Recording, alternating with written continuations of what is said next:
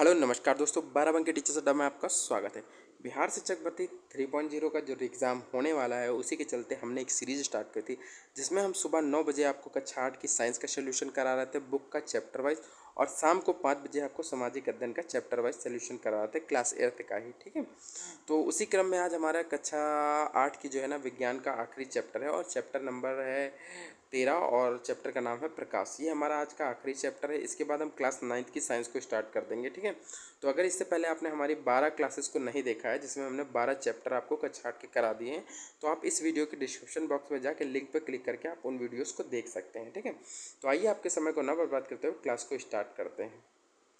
ये हमारा चैप्टर है, चैप्टर नंबर 13 है, चैप्टर का नाम है प्रकाश। ठीक है, तो इसके बारे में हम लोग देखते हैं। इसमें कुछ पॉइंट दिए गए हैं, उनको पढ़ते हैं हम लोग। संसार को हम मुख्य रूप से अपनी ज्ञानेंद्रियों से जानते हैं। अच्छा, जो संसार है उसको जो है ना हम अपनी ज्ञानेंद्रियों के द्वारा ही जानते हैं। ठीक है, ज्ञानेंद्रियों में से दृष्टि एक सबसे महत्वपूर्ण ज्ञानेंद्रिय। अच्छा, जो ज्ञानेंद्रियाँ हैं उनमें जो एक सबसे महत्वपूर्ण ज्ञानेंद्रिय है दृष्टि, उस वो हमारी बहुत ही महत्वपूर्ण दृष्टि, मतलब दृष्टि जो है ना बहुत ही महत्वपूर्ण ज्ञानेंद्रिय है। ठीक है, इसकी सहायता से हम पर्वत, नदियाँ, पेड़ पौधे, कुर्सियाँ, मनुष्यों तथा अपने चारों ओर की अन्य वस्तुओं को देखते हैं। ठीक है, अच्छा, यही दृष्टि की वजह से जो है ना अपने चारों ओर, जैसे पर्वत हो गया, नदियाँ हो गया, पेड़ पौधे, इन सभी चीज़ों को हम देखते हैं। हम आकाश में बादल, इंद्रधनुष तथा उड़ते पक्षियों को भी देखते हैं। ठीक है, रात्रि में हमें चंद्रमा के तारे, मतलब चंद्रमा और तारों को भी देखते हैं। दृष्टि द्वारा ही आप इस पृष्ठ पर छपे शब्दों तथा वाक्यों को देख पाते हैं। जैसे कि आप देख रहे हैं, अगर दृष्टि ना होती तो आप जो हम पढ़ा रहे हैं ये आप पढ़ ना पाते। ठीक है, ये दृष्टि के द्वारा ही संभव है कि आप एक चीज़ों को देख पा रहे हैं और उसको समझ पा रहे हैं। ठीक है, तो यही पॉइंट इसमें दिया गया है। फिर आगे देखते हैं, वस्तुओं को दृश्य कौन बनाता है। ठीक है, ये दिया गया वस्तुओं को दृश्य कौन बनाता है। ठीक है, तो इसके बारे में देखते हैं। अच्छा, उसके नीचे दूसरा पॉइंट जो आता है, दूसरा पॉइंट आता है जो कि इंपॉर्टेंट है, इसको देखते हैं पहले। ठीक है, परावर्तन के नियम। इसमें देखते हैं परावर्तन के नियम क्या दिया गया है। दिया गया है, किसी मेज या ड्राइंग बोर्ड पर सफ़ेद कागज़ की एक शीट लगाएं और एक कंघा लीजिए और इसके, ठीक है, और इसके बीचों के एक दांत को छोड़कर सभी खुले स्थानों को बंद कर दीजिए, और इस कार्य के लिए आप काले कागज़ की एक शीट पट्टी प्रयोग कर सकते हैं, और कंघे को कागज़ की शीट के लंबवत पकड़िए और एक टॉर्च की सहायता से कंघे के खुले स्थान पर एक ओर से प्रकाश डालिए। ठीक है, ऐसा दिया गया है। फिर देखते हैं आगे। फिर टॉर्च तथा कंघे के थोड़े से समायोजन के पश्चात आप कंघे की दूसरी ओर कागज़ की शीट के अनुदिश प्रकाश की एक किरण देखेंगे। ठीक है, और कंघे तथा टॉर्च को इस स्थिति में स्थिर रखिए कि प्रकाश किरण के गमन पथ के सामने समतल दर्पण की एक पट्टी रखिए। ठीक है, आप देखिए, ये देखिए, आपको दिख रहा होगा। ठीक है, परावर्तन दर्शाने की व्यवस्था दिया गया है। ठीक है, इसमें क्या है, आपको एक कंघा दिया गया है, जिसे आपने कंघा देखा होगा जिससे आप लोग बाल खींचते हैं, उसमें देखा होगा। ठीक है, तो उसमें जो बीच के दांत होते हैं उनको छोड़ दीजिए, और साइड के जो दांत होते हैं उसमें कोई काला कपड़ा लगा दी, और इधर साइड के बीच जो होता है उधर काला कपड़ा, मतलब काला पेपर या कुछ ऐसा लगा दे। जो बीच के जब प्लेस बचता है, तो जब यहाँ से टॉर्च मारी जाती है तो आप देखेंगे प्रकाश आपको दिखेगा ऐसे। ठीक है, तो वो जो प्रकाश दिखता है, यही इसी चीज़ के बारे में बात करी गई, परावर्तन के नियम।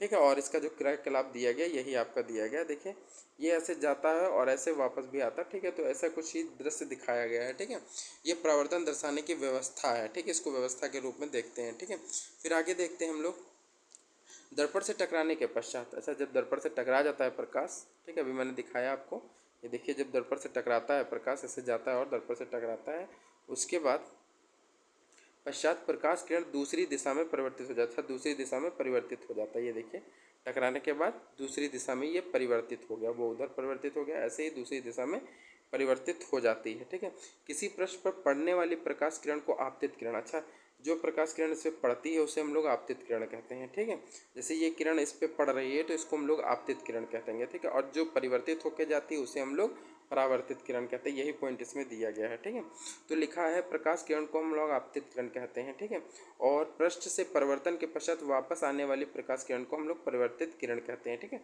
तो यही 2 पॉइंट दिए गए हैं। ये मैंने आपको बता दिया है कि एक आने वाली की किरण को हम लोग आपतित कहते हैं, और जो जाने वाली किरण को होती है उसको हम लोग परावर्तित किरण कहते हैं। आगे देखते हैं हम लोग, आगे क्या दिया गया है। आगे एक पॉइंट दिया गया, उसको देख लेते हैं। फिर देखते हैं यहाँ से देखते हैं दर्पण को निरूपित करने वाली एक रेखा के जिस बिंदु पर आपतित किरण दर्पण से टकराती। कहने का मतलब अगर ये बिंदु आ रहा है और ये यहाँ दर्पण से जैसे टकराती है, ठीक है, टकराती है, उस पर दर्पण का 90 डिग्री का कोण बनाते हैं, ठीक है। अच्छा, जब ये किरण आप देख रहे होंगे फिगर में आपको दिख रहा होगा, ये किरण आई, इसको आपतित किरण कहते हैं, ठीक है। यहीं पे दिया गया 90 डिग्री का कोण बनाते हुए, फिर ये देखिए एक स्केल से इसने कोण बना दिया। अब जो इनके बीच कोण बनेगा वो 90 डिग्री का कोण बनेगा, ठीक है। तो यही दिया गया, 90 डिग्री का कोण बनाते हुए एक रेखा खींचिए और यह रेखा परावर्तक पृष्ठ के उस बिंदु पर अभिलंब कहलाती है। अच्छा, जो यह रेखा होती है, जो उसका परावर्तक पृष्ठ होता है, ये होता है आपका परावर्तक पृष्ठ, ठीक है। इसके परावर्तक पृष्ठ पर जो होती है ये आपका अभिलंब कहलाती है, ठीक है। इसको हम लोग अभिलंब कहते हैं, ठीक है। इसी क्रम में हम देखते हैं जो किरण पड़ती है उसको हम लोग आपतित किरण कहते हैं, और ठीक है, जो परिवर्तित होकर जाती है उसे हम लोग परावर्तित किरण कहते हैं, और जो बीच वाली लंब होती है जो परावर्तक पृष्ठ के ऊपर पड़ी जा मतलब डाली जाती है उसे हम लोग अभिलंब बोलते हैं, ठीक है। तो बीच वाली को हम लोग अभिलंब बोलते हैं। आगे देखते हैं हम, आगे क्या दिया गया, आगे दिया गया है, आगे आपतित किरण तथा अभिलंब के बीच, आपतित किरण तथा अभिलंब के बीच के कोण को आपतन कोण कहते हैं, ठीक है। मतलब आपतित किरण और अभिलंब के बीच को कोण, जैसे ये आपतित किरण हो गई और ये अभिलंब हो गया, इसके बीच का कोण जो होता है उसे हम लोग जो है ना आपतन कोण कहते हैं। क्या कहते हैं? आपतन कोण। इस वाले कोण को हम लोग आपतन कोण कहते हैं। इसको हम लोग आई से डिनोट करते हैं, ठीक है, आई से। और प्रवर्तन कोण तथा अभिलंब के बीच के कोण को, अच्छा, जो प्रवर्तित किरण होती है ये आपकी प्रवर्तित किरण है, इसके बीच का जो कोण होता है उसे हम लोग क्या कहते हैं? उसे हम लोग परावर्तन कोण कहते हैं, ठीक है। इसे हम लोग परावर्तन कोण कहते हैं। इसे जो है ना आर से प्रदर्शित करते हैं, ठीक है। तो आपको पता होना चाहिए आपतित कोण को, मतलब आपतित कोण जो मतलब आपतन कोण आप सॉरी आपतन कोण जो बनता है उसको हम लोग, वो बनता है किसके किसके बीच में? वो बनता है आपका आपतित किरण और अभिलंब के बीच में आपतन कोण बनता है, इसको हम लोग आई से प्रदर्शित करते हैं। और परावर्तन कोण और अभिलंब के बीच में जो कोण बनता है उसे हम लोग परावर्तन कोण बोलते हैं, इसको हम लोग आर से डिनोट करते हैं, ठीक है। आगे देखते हैं, ये देखिए आपको फिगर में दिख रहा होगा नीचे, ये देखिए आपकी एक आपतन किरण जा रही है, ठीक है, और ये आपकी परावर्तित किरण जा रही है। और देखिए आपतन मतलब आपतित किरण और अभिलंब के बीच में जो कोण बना है इसी को हम लोग बोलते हैं आपतन कोण बोलते हैं, ठीक है। और परावर्तन कोण में क्या होता है, इसे जब मतलब परावर्तित किरण और अभिलंब के बीच में जो कोण बना उसे हम लोग परावर्तन कोण कहते हैं। यही आपको समझाने की कोशिश की जा रही थी। इस फिगर में जो भी लिखा था वो यही मैटर लिखा हुआ था, ठीक है। साधारण भाषा में इसको आप फिगर के द्वारा इजिली और आसानी से समझ सकते हैं, ठीक है, वो मैंने आपको समझा दिया है, ठीक है। फिर आगे देखते हैं आपतन कोण सदैव परावर्तन कोण के बराबर होता है। ये एक पॉइंट दिया गया है, आपतन कोण सदैव जो है ना परावर्तन कोण के बराबर होता है, या परावर्तन के नियम में एक है, ठीक है। कहने का मतलब है आपतन कोण जो होता है वो परावर्तन कोण के बराबर होता है, मतलब कोण आई बराबर, मतलब कोण आई बराबर जो है ना वो कोण आर के बराबर होगा, कोण आर के बराबर होता है, ठीक है। ये आप ही लोग याद रखेंगे, आपतन कोण बराबर परावर्तन कोण होता है, ठीक है। मतलब ये वाला जो कोण है, ये वाला कोण जो है ना इस कोण के हमेशा बराबर रहता है, ये ऐसा दिया गया है बुक में, ठीक है। पॉइंट दिया गया है, इसको देख लिए हम लोग, आपतित किरण और आपतन बिंदु पर अभिलंब तथा परावर्तित किरण ये सभी जो है ना एक ही तल पर होते हैं, ठीक है। कहने का मतलब है जो आपका परावर्तक तल होता है, ठीक है, इसमें दिया गया आपतित किरण, ये हो गया आपकी आपतित किरण, ठीक है, और अभिलंब ये हो गया आपका अभिलंब, और परावर्तित किरण ये आपके हो गए परावर्तित किरण, सभी जो है ना एक ही तल पर होते हैं। तो देखिए ये आपका जो तल है ना, देखिए सारी किरणें जो है ना सब इसी तल पर होती हैं, ठीक है। तो यही पॉइंट दिया गया कि आपतित किरण और आपतन बिंदु और अभिलंब जो है ना परावर्तित किरण ये सभी जो है ना एक ही तल पर होता है। तो ये आपका तल है, ये आपतित किरण हो गई, ये आपका अभिलंब हो गया, ये आपका परावर्तित किरण हो गई। तो ये जो तीनों होते हैं सब एक ही तल पर होते हैं, ठीक है, यही आपका पॉइंट में दिया गया है। एक और महत्वपूर्ण पॉइंट आता है, इसको देखते हैं। आप स्मरण कर सकते हैं कि दर्पण द्वारा बनाए प्रतिबिंब की वस्तु का बायां भाग जो है ना दायां और दायां भाग जो है ना बाईं ओर दिखाई पड़ता है। इस परिघटना को जो है ना पार्श्व परिवर्तन कहते हैं। क्या कहते हैं? पार्श्व परिवर्तन कहते हैं, ठीक है। तो आपके लिए एक जानना जरूरी होगा कि ये क्या दिया गया पॉइंट, ठीक है। तो इस पॉइंट में ये कहा गया है कि जैसे आप दर्पण में किसी चित्र या किसी चीज़ को देखते हैं तो जो उसका दायां भाग होता है वो आपको उसमें बाएं तरफ दिखाई पड़ेगा, और जो बायां भाग होता है वो आपको उसमें दाईं तरफ दिखाई पड़ेगा। तो जो इस प्रकार की परिघटना होती है उसी को जो हम लोग है ना वो पार्श्व परिवर्तन कहते हैं। आपसे अगर क्वेश्चन पूछ लेता है कि बताइए पार्श्व परिवर्तन क्या है, तो आपको बताना रहेगा, ऑप्शन में आपको दे देगा दाएं भाग का दाएं दिशा में दिखाई देना या बाएं भाग का दाएं दिशा में दिखाई देना, यही सब आपके ऑप्शन ऐसे देखने को मिलेंगे। तो आपको पता होना चाहिए कि दाएं मतलब जो बायां भाग दाईं ओर दिखाई देना और दायां भाग जो है ना बाईं ओर दिखाई पड़ना, इस परिघटना को ही हम लोग पार्श्व परिवर्तन कहते हैं, ठीक है। फिर नेक्स्ट पॉइंट क्या आता है? नेक्स्ट पॉइंट आता है नियमित तथा विसरित, ठीक है, विसरित जो है ना परिवर्तन, ठीक है। पहला जो पॉइंट है आपका नियमित परिवर्तन, ठीक है।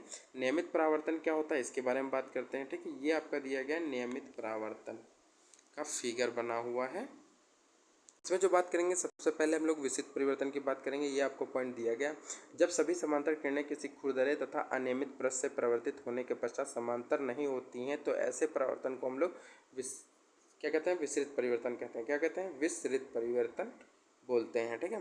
यदि यदि याद रखिए कि विसरित परावर्तन में भी परिवर्तन नियमों का सफलतापूर्वक पालन होता है। प्रकाश का विसरण गत्ते जैसे विषय परवर्ती पृष्ठ की अनियमितताओं के कारण होता है, ठीक है। इसके विपरीत दर्पण जैसे चिकने पृष्ठ से होने वाले परिवर्तन को हम लोग नियमित परावर्तन कहते हैं, ठीक है। कहने का मतलब ये दिया गया, जो विसरित परिवर्तन होता है वो फिगर आपको ये दिख रहा होगा, देख रहे हैं, ये आपका जो है ना अनियमित या विसरित परिवर्तन कह सकते हैं। देखिए इसकी सतह जो है ना वो आपको खुरदरी दिखेगी, ये देखिए ऐसे ऐसे उल्टी सीधी दिखी है, लेकिन इसमें भी जो है ना जितने एंगल पे जाएगा उतने ही एंगल पे वो रिफ्लेक्ट करेगा और परावर्तन भी करेगा, ठीक है। तो यही आपका दिया गया है कि जो है ना वो समांतर न चल करके जो है ना, ये देखिए विशिष्ट परिवर्तन क्या होता है, जब किसी समांतर किरण किसी खुरदरे या अनियमित पृष्ठ से परावर्तित होने के पश्चात समांतर नहीं होती तो ऐसे परिवर्तन को हम लोग विसरित परिवर्तन, मतलब उल्टी सीधी दिशा में ही भागने लगती हो आपकी परावर्तित किरण, तो उसे हम लोग विसरित परिवर्तन कहते हैं। अच्छा, नियमित परिवर्तन कहते हैं इसके विपरीत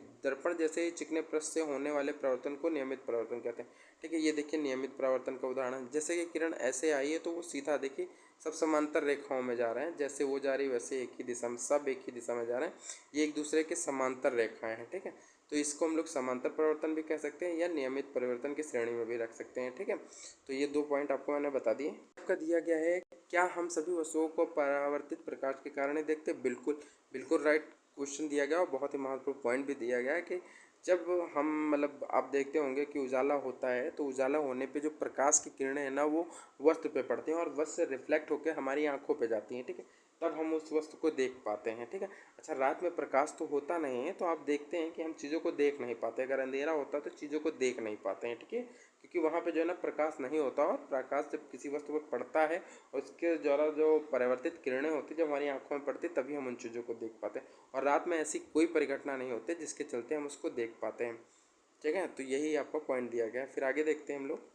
नेक्स्ट पॉइंट दिया गया है, परावर्तित प्रकाश को पुनः परिवर्तित किया जा सकता है। स्मरण कीजिए कि जब पिछली बार आप किसी केस या प्रवर्धक के यहाँ गए थे तो उसने जो है ना आपको एक दर्पण के सामने बैठाया था और बाल कट चुकने के पश्चात उसने आपके पीछे की ओर एक दर्पण रखा था और एक दूसरे दर्पण की सहायता से आपसे सामने वाले दर्पण में ये देख सकते थे कि बाल कैसे कटे हैं, ठीक है।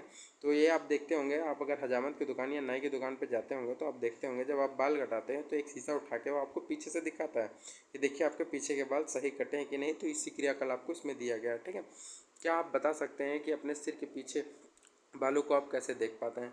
पहेली को याद आया कि कक्षा जो है ना 6 में विस्तारित क्रियाकलाप के रूप में उसने एक पारदर्शी बनाया था और पारदर्शी में 2 समतल दर्पण उपयोग किए जाते थे। क्या आप बता सकते हैं कि 2 दर्पणों से परावर्तन द्वारा आप उन वस्तुओं को देखने योग्य कैसे बना पाते हैं जिन्हें आप सीधे नहीं देख पाते हैं, पारदर्शियों का उपयोग पनडुब्बियों, टैंकों एवं बंकरों में छिपे सैनिकों द्वारा बाहर की वस्तुओं को देखने के लिए किया जाता है, ठीक है। तो अगर पारदर्शी की बात आती है, यहाँ पे एक पॉइंट निकल के आता है, पारदर्शियों का प्रयोग कहाँ कहाँ किया जाता है? पहला तो पनडुब्बी किया जाता है, फिर टैंकों किया जाता है, फिर बंकरों में छिपे जो सैनिक होते हैं, सैनिक के द्वारा बाहर की वस्तुओं को देखने के लिए किया जाता है। अच्छा, जो ये सब सैनिक होते हैं इनको प्रयोग मतलब जो है ना ये इसका प्रयोग करते हैं, ठीक है, पारदर्शी का, ठीक है। पारदर्शी का प्रयोग कौन करते हैं? यही सब सैनिक लोग करते हैं, ठीक है। ये पॉइंट दिया गया, पारदर्शी का प्रयोग पनडुब्बी तथा टैंकों तथा बंकरों में छिपे सैनिकों द्वारा जो है ना बाहर की वस्तुओं को देखने में प्रयोग किया जाता है, ठीक है। आगे देखते हैं प्रतिबिंब। बहुप्रतिबिंब क्या होता है इसके बारे में बात करते हैं हम लोग। हम जानते हैं कि समतल दर्पण किसी वस्तु का केवल एक ही प्रतिबिंब बनाता है। अगर समतल दर्पण होता है वो किसी वस्तु का जो है ना एक ही प्रकार का प्रतिबिंब बनाता है। यदि 2 समतल दर्पणों को संयोजन में उपयोग करें तो क्या होगा, आइए देखें, ठीक है। ऐसा पॉइंट दिया गया है, इसको देख लेते हैं। जब 2 समतल दर्पणों को जब हम आपस में प्रयोग करते हैं तब क्या होता है, ठीक है। ये आपको दिया गया। अब टैप का उपयोग करके दर्पणों को विभिन्न कोण जैसे 45, 60, 120 तथा 180 आदि के जोड़े दर्पण के बीच में वस्तु में रखिए तथा प्रत्येक प्रकरण में वस्तु के बनने वाले प्रतिबिंबों की संख्या नोट कीजिए। अंत में दोनों दर्पणों को एक दूसरे के समांतर खड़े कीजिए और देखिए आप मोमबत्ती के कितने प्रतिबिंब बनते हैं। ठीक है, ये आपका क्रियाकलाप दिया गया है। ठीक है, हमें इससे मतलब नहीं है क्योंकि इससे परीक्षा में क्वेश्चन बनने की संभावना नहीं है। ठीक है, जहाँ से बनेगा हम केवल वही पॉइंट पढ़ाते हुए चलेंगे आपको। आगे देखते हैं। ये देखिए क्वेश्चन आता है आपका, सूर्य का प्रकाश कैसा होता है, श्वेत होता है या रंगीन होता है, ये आपको बताना होगा। अगर आपने बीपीएससी टायर 2 का एग्जाम दिया होगा तो उसमें आपने देखा होगा कि सूर्य के प्रकाश का रंग पूछा गया था कि कैसा रंग होता है, तो उसमें आपको पता होना चाहिए सूर्य के प्रकाश का रंग कैसा होता है। लेकिन बीपीएससी ने जो आंसर माना था वो आंसर माना था पीला। ठीक है, बट जो हमारी एनसीईआरटी की बुक में दिया गया है उसको भी हम लोग देख लेते हैं। ठीक है, उस हिसाब से हम लोग लगाते चलेंगे। ठीक है, नेक्स्ट आता है, सूर्य के प्रकाश को श्वेत प्रकाश के रूप में जाना जाता है। ठीक है, तो इसमें देखिए बुक में आपको दिया गया सूर्य का प्रकाश जो है ना श्वेत प्रकाश के रूप में जाना जाता है। आपने यह भी देखा है कि इसमें 7 रंग होते हैं और यह दर्शाने के लिए सूर्य के प्रकाश के अनेक रंग होते हैं और यह क्रियाकलाप करते हैं। ठीक है, ऐसा क्रियाकलाप करने के लिए दिया गया है कैसे हम सूर्य के प्रकाश को 7 रंगों में तोड़ सकते हैं। ठीक है, तो यहाँ पे जो बड़ी बात निकल के आई वो यही निकल गया कि सूर्य का प्रकाश कैसा होता है, वो आपका श्वेत प्रकाश होता है। ठीक है, सूर्य का प्रकाश कैसा श्वेत होता है। ठीक है, हो सकता है आपके परीक्षा में यही पूछ ले कि सूर्य का प्रकाश कैसा होता है, तो आपको बताना होगा कि उसका जो प्रकाश होता है वो श्वेत प्रकाश होता है। और सूर्य का रंग कैसा होता है, वो सूर्य का रंग जो है ना बीपीएससी ने माना था कि वो पीले रंग का होता है। ठीक है, किस रंग का होता है, पीले रंग का। ठीक है, तो पीला आप मान के चलेंगे। और सूर्य का प्रकाश जो कि पृथ्वी पर आके पड़ता है वो कैसा होता है, तो इसमें ऐसा दिया गया है एनसीईआरटी बुक में श्वेत। ठीक है, तो टायर 2 में क्वेश्चन जिसमें बीपीएससी ने इसका आंसर जो है ना पीला माना था। ठीक है, ये आप लोग याद रखेंगे, हो सकता है दोबारा क्वेश्चन देखने को मिले। फिर आता है हमारे नेत्रों से जुड़े, हमारे नेत्रों की संरचना के बारे में, इसके बारे में हम लोग पढ़ते हैं। ठीक है, ये क्या दिया गया है। ठीक है, इनको देखते हैं हम लोग। ये हमारा नेत्र है। ठीक है, आपको नेत्र दिख रहा होगा, हमारा नेत्र।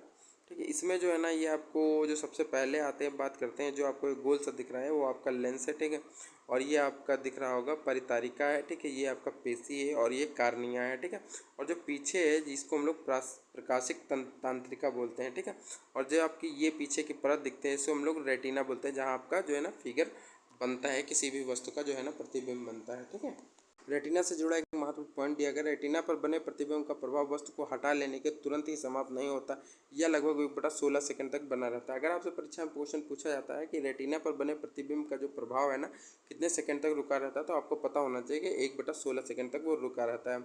और इसलिए यदि नेत्र पर प्रति सेकंड 16 या इससे अधिक दर पर किसी गतिशील वस्तु के स्थिर प्रतिबिंब बने तो नेत्र को वह वस्तु चलचित्र की भांति चलती फिरती अनुभव होगी। ठीक है, कहने का मतलब है अगर 1 सेकंड मतलब 16 सेकंड में उससे अधिक दर की गतिशील मतलब 16 सेकंड में उससे तेज स्पीड में अगर हम लोग किसी भी चलचित्र को जो है ना उसके सामने रखेंगे, मतलब चित्र को उसके सामने रखेंगे, तो वो उसको जो है ना चलचित्र के जैसे मतलब चलती हुई जैसी प्रतीत होगी। ठीक है, यही आपको पॉइंट दिया गया है। ठीक है, आगे देखते हैं हम लोग।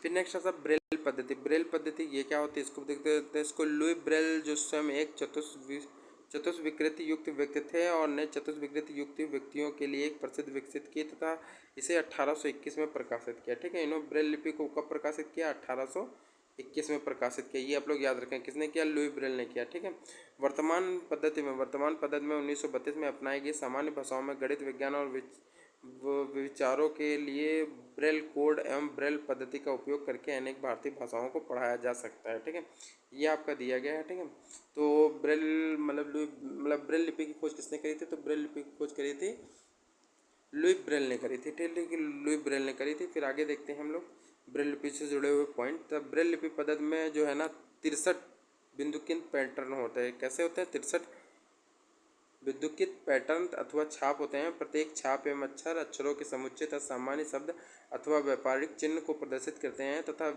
बिंदुओं को ऊर्ध्वाधर पंक्तियों के 2 कक्षों में व्यवस्थित किया गया तथा प्रत्येक पंक्ति में 3 बिंदु हैं। ठीक है, अंग्रेजी वर्णमाला के कुछ अक्षरों को कुछ सामान्य शब्दों में प्रदर्शित करने के लिए विद्युत पैटर्न नीचे दर्शाया गया है। ठीक है, ये आपको दिख रहा होगा। ठीक है,